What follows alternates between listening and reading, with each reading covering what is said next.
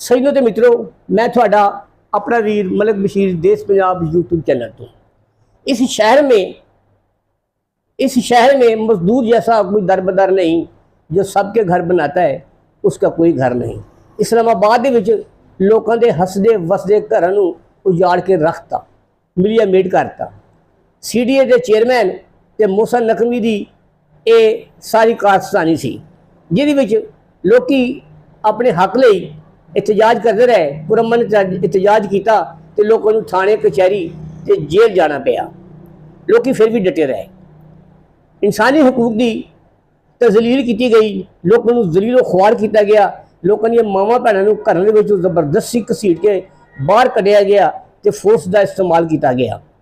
लाठी चार्ज होया, रबड़ बुलेट भी चलियाँ तो लोग फिर भी बाज नहीं आए, क्योंकि उन्होंने तो घर उजड़ गया, उन्होंने घर ही उन्होंने वास्ते पाकिस्तान सी जो उजड़ गया।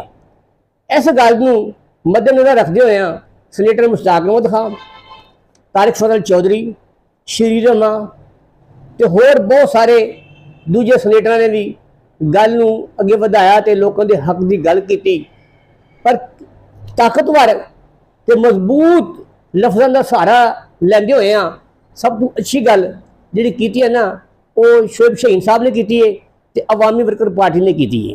उस तो बाद जे अगर किसी ने फुल फ्लैज ताकतवर लफ्ज़ों का मजबूत लफ्ज़ों का सहारा लैके गल की है तो वह दिनेश कुमार को असी खराज तसीह पेश करते हैं कि उन्हें नकवी की फुल क्लास लीती है तो आख्या कि नकवी के विच यजीदियत तो फरोनीयत भरी हुई है, तो जदों तक यजीदियत तो फरोनीयत का खात्मा नहीं होएगा उस तक बंदा अवामी नुमाइंदा कहलाने का हकदार नहीं बनता। उन्होंने बहुत खूबसूरत अल्फाज इस्तेमाल किए हैं तो लोगों की नुमाइंदगी करके, मुतसरीन कच्ची आबादी की नुमाइंदगी करके ये लोगों ने दिल जित लैने तो लोगों को दसिया है कि मैं थोड़े नाल हाँ। इनू कहते ने फुल फ्लैज किसी के नाल खड़ा होना। गल तो तारिक फजल सिंधु ने भी की है, तारिक फजल चौधरी ने भी की है, लेकिन उन्होंने गल्लां बहुत माठियां सन, क्योंकि पता लग जाता वा कि यह बंदा कित्थों गल कर रहा है। तो लै फिर तुसी दिनेश कुमार साहब की आ गलबात जरा सुनो, सोचो तो समझो तो फैसला तुसी आप करना है कि उन्होंने वाकई ही मुतसरीन कच्ची आबादी के नाल इजहार यकजहती करके पूरा हक अदा किया है। बहुत शुक्रिया मैडम। मैं इस्लामाबाद में काफ़ी अरसे से इंक्रोचमेंट के हवाले से कार्रवाइयाँ चल रही हैं।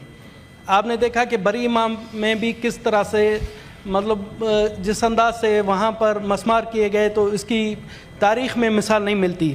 मैडम इसी तरह से यहाँ पर अगर मिनिस्टर साहब तो नहीं है, मोहसिन नकवी साहब, सैयद मोहसिन नकवी साहब, मैं तो हैरान हूँ।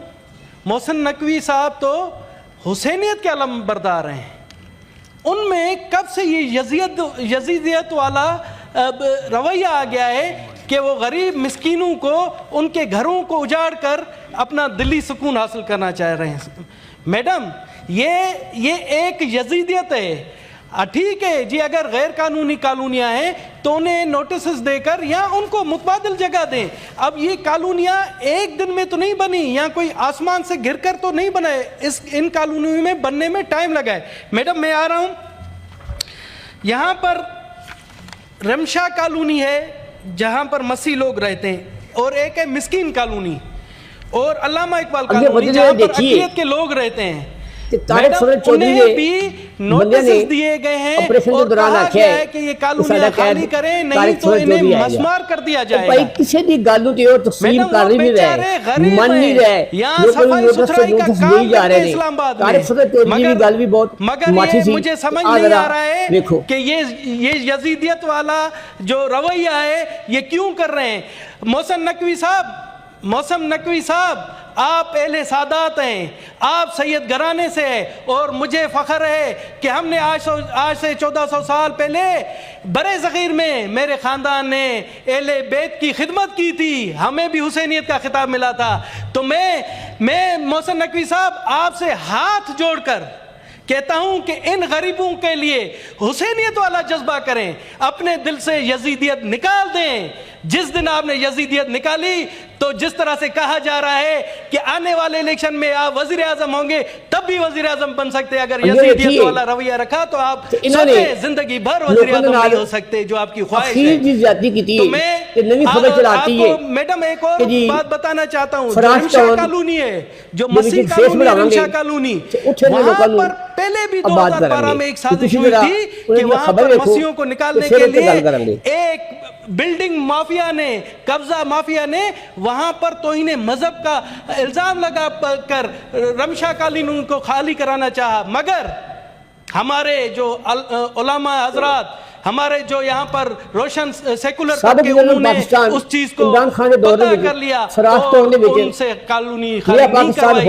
अब मोहसिन नकवी साहब गरीबों से कॉलोनी खाली करवाना चाह रहे हैं। तो प्लीज आप चेयर पर बैठे, इसका नोटिस लें और इस चीज को कमेटी के हवाले करें।